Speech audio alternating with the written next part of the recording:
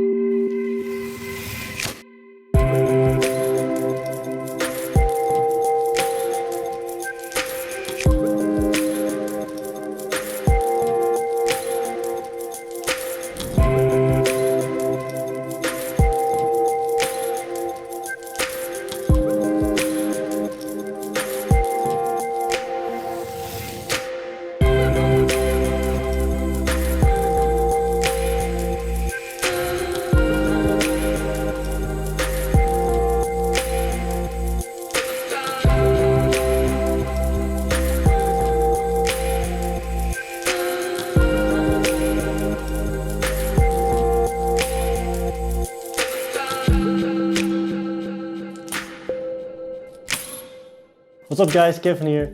Really nice seeing you again. Today is something else. I mean, it's been a while since I had this much fun with a lens. It's a special day because now we're gonna look at not like a normal lens, but the first affordable anamorphic lens. It's the SIRUI or SIRI 50mm F1.8 anamorphic lens. Really nice, and oh man, it just feels also, and the looks of it, I mean, wow, yeah, I'm really pumped. It's really a nice lens, well built, heavy, but not too heavy, but you want to have that, you know, the feeling of quality. Well, that's here. Also the rings really well made. You can focus precisely, you can adjust your aperture without clicks. So that's really nice during your shot. Of course, the front, I mean, wow, it's just look at it. I mean, it's obvious that you got an anamorphic lens when you got this mounted on your camera. And if it's not obvious enough, they put a lot of prints on it. So anamorphic here, front anamorphic. So it's kind of shouting anamorphic 50mm. Not really my thing, so I will get rid of those prints. But other than that, really nice build. 67mm thread. So yeah, it's quite common. And you got it in a mount for Sony, you got it in a mount for a Micro Four Thirds sensor, and you got it for Fujifilm. Downside, there's like a minimal focus range, focus distance is 85 centimeters, almost a meter. I mean, that's quite a distance. With this focal length, I really would love to like shoot some detail shots, some cropped shots, and it's not possible. For instance, I tried it out at work while doing this video for this new product we have, and it was a pity that I couldn't get closer to get the details, get some crop shots, you know. Now I have to maybe film in 4K and crop digitally, but it's not what I really want, you know. So that's a downside. Another thing also, you can see I got this follow focus thing on it. Yeah, it lacks that, you know. It's nicely built, but for a cinema lens, I would prefer to have like a cinema focus ring on it, you know, which you can directly attach to your follow focus, like Samyang lenses have. Yeah, I'm not sure why they didn't do that, but hey, whatever, it's still really nice. It almost has no focus breathing. So that's really well done, well built for something like this, so small. And I got to try this new lens thanks to my friend at TC Imaging, because it's not in the stores yet, but I just wanted to have a play with it, try it out, and it's really nice so far. So yeah, while having this lens, I thought, hey, this is a good chance, a good opportunity to discuss this topic with you guys, anamorphic. I mean, it's nice. But do we want to have anamorphic? Do we need anamorphic? Are there any downsides though? I think that's a nice topic to discuss for this video. First, if you don't know what anamorphic is, I can tell you, but it's better to show you. So here's a short sequence I shot with this anamorphic lens. Just keep a close eye on everything. Just watch.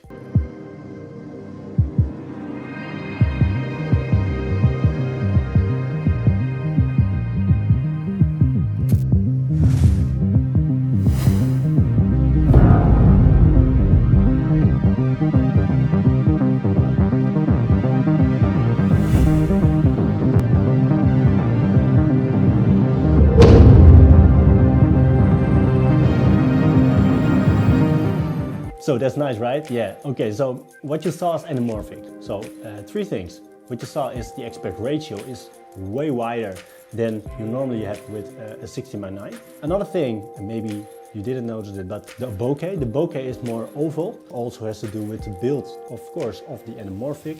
When you look into the lens, you see the aperture, it's already in this oval shape. So the bokeh is oval, and that gives like another feeling, another image, and something that you associate with cinematic shots. And well, the most obvious, of course, when there are harsh light sources in your shot, in your composition, then there will be those nice lens flare stripe lines, you know, that's really nice. So that's anamorphic. So back to topic. Do we want to use it? Do we need it? And what are the downsides of using a lens like this? First, I think it's nice to change this around, to put this one on the camera and just have like that cinematic, that anamorphic feeling, you know. So I'm gonna check it out. Okay, so there we go. Well, you can see the difference immediately. It's the aspect ratio, of course, quite wide. And you know, it's different. I shot it with the 25 before, so you can know compared to the shot before 25 and now with a 50mm anamorphic, and it kind of looks like, it feels like it's wider. So I have to check it, but we gotta pump it up, we gotta spice it up, you know. So I'm gonna put on some lights and let's go wild with those flares. Okay, there we go. So let's see. Now we got quite nice shot. So, but what we miss is that harsh the light source. So I'm putting it on right now, and now we switch it on, and you can immediately see the flares. Really nice. I'm gonna show it with some motion. You can see what it does in your shot. You can, but it has to be directly in the lens. So if I'm doing it like this, there's no flare. So you have to put it into the lens. And there you have it. So really nice. Let's not get distracted with the flares and continue with the anamorphic lens I got now on my camera. So do we want it? Yeah, of course we want it. I mean, come on, it's affordable now. So if everyone can pay it, can use it, can buy it, you know, if you want to keep your kidneys. So I think yes, I really want to have like a lens like this one. But do we need it? The other question. It depends on the kind of video film you're making. So as you can see now, this has kind of a feeling, more sci-fi look, maybe like a cinematic thriller, you know. It's really nice to have this nice effect, the look and feel you get with an anamorphic. But it's not suitable for every film style, you know. Maybe you're shooting like a documentary or something that has to be as real as possible, most closely to the human eye. And that's definitely not the anamorphic. So when you're shooting like Saving Private Ryan film or something, maybe you just want to use a normal lens, because then when there are like harsh light sources, you don't get this flare. But you can of course shoot with an anamorphic, because still the look and feel is really nice of it. But then you have to keep in mind, are there any harsh light sources? Yeah, avoid those lines. I mean, it's not really nice to have them in like a more realistic setup, you know. So my advice, if you want to go and buy this lens, you want to go anamorphic, my advice to you is also get some nice lights, because if you want this, you have to need some nice lights. I mean, like this LED light, it's really nice to have like a small LED panel or something, but then the source is not like one spot. So it's still nice, but as you can see now, the flare is wider. You can see it. If that's something you're looking for, then go ahead, make your day and go wild with larger light sources. But if you want like a thin line like this one here behind me, maybe I can pump it up a bit, power. You can see now the difference is that it's smaller, and if I'm using this, also pump it up. There you go. There. So you can see the difference. This way it's wider, you know, and if you go for something like this, then you can see it's thinner. But hey, there you go. That's a small advice, piece of advice. Get a nice light if you want to use it, maybe some more practical lights, and go wild with anamorphic, because it's really fun to do. So Well, I think that's it for today. That's the video for about anamorphic. So now you know what anamorphic is, what I think about this lens, and maybe if you want and need it for your shot, what the downsides are. Keep in mind the focus distance is 50mm focal length combined with the aspect ratio. Maybe sometimes it's not possible to get the shot because you have to go way back. Just keep that in mind, guys. Big thanks to my friend at TC Imaging for sending me this lens to try it out.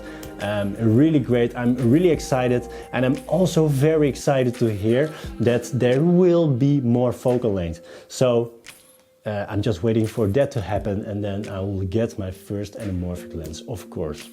Yes, please. So that's it, guys, the video for today. I hope you liked this video. Don't forget the thumbs up if you like it. And if you have any questions, maybe some experience you want to share with me, please do by leaving a comment below. And yeah, as always, I will see you in the next one. Okay, so this is really nice. Guys, I forgot to mention that this lens is really sharp. Wow, maybe a bit too sharp. It depends on your needs, but wow.